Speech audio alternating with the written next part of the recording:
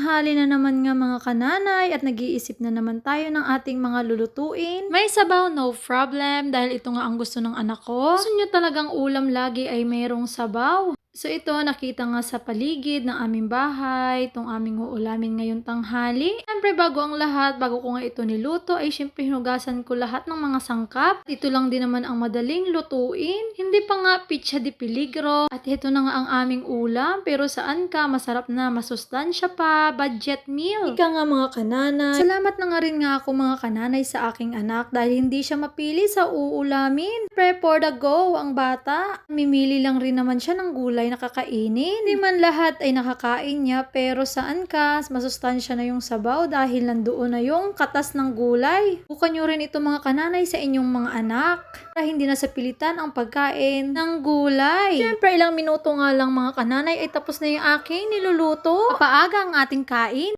Hi guys, kain po tayo. Ayan na po guys ang ulam ko. Guys. Yummy. It's so delicious.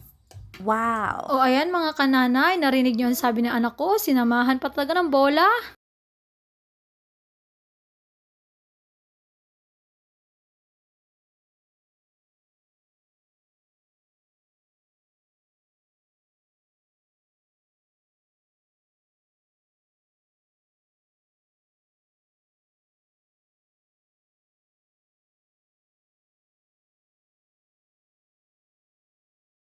Wow! Lubos po akong nagpapasalamat sa mga taong nagsusuporta at nanonood sa video ko. Thank you po.